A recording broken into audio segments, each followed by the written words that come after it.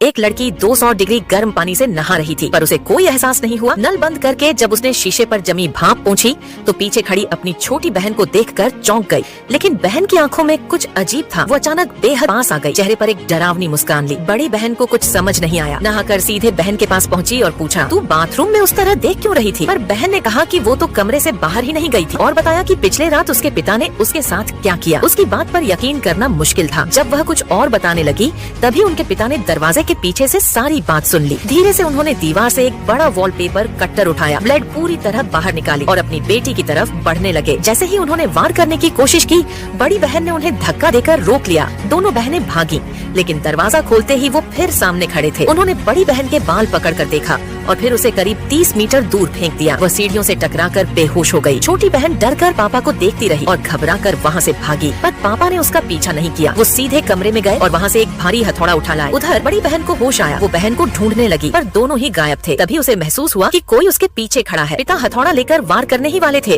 कि छोटी बहन ने चिल्लाकर बहन की जान बचाई। पिता ने धीरे से सिर घुमाया, लेकिन तभी उसके सिर पर एक तगड़ा वार हुआ जो कोई असर नहीं कर पाया। उन्होंने हथौड़ा उठाया और दरवाजे को चीर डाला। उसी वक्त नीचे से किसी की आवाज आई। आवाज बिल्कुल पिता जैसी थी। उन्होंने पलट कर देखा और हथौड़ा वहीं छोड़ कमरे की ओर बढ़ गए। नीचे से फिर एक बिल्कुल वैसा ही पिता ऊपर आ गया। उसने टूटा हुआ दरवाजा देखा और चौंक कर पूछा, ये क्या हुआ? दोनों बहनें डर के मारे कुछ कह नहीं पाई। आवाज सुनकर उनका छोटा भाई भी कमरे से बाहर आया। बहनों ने उसे वापस अंदर भेजा। तभी माँ ने जमीन से हथौड़ा उठाया और उनकी ओर बढ़ने लगी। उसका चेहरा ऊपर उठा और पूरा परिवार सहम गया। माँ ने बहन की ओर देखा और हथौड़ा उठा लिया। पिता ने झट से बेटी को बचाने की कोशिश की, लेकिन पत्नी ने उन्हें झटक दिया। उसके चेहरे पर भी एक अजीब मुस्कान थी। नंगे पाँव शीशे पर चलते हुए वो कमरे में चली गई, लेकिन दर्द का कोई एहसास नहीं था। सबसे डरावनी बात, नीचे से एक और माँ ऊपर आई। उसके होठों से निकला, क्या हुआ? पिता ने कमरे की ओर देखा तो अंदर कोई नहीं था, सिर्फ वो हथौड़ा रखा था। ऐसे अजीब घटनाओं के बाद अब किसी जानकार की जरूरत थी। सौभाग्य से छोटा भाई एक ओझा था। पिता ने उसे फोन कर सारी बात बताई। शाम तक वह आ गया। उसने बताया, इस घर में कोई दुष्ट आत्मा है। उस रात पूरा परिवार साथ सोया। आधी रात छोटे बेटे को पेशाब लगी।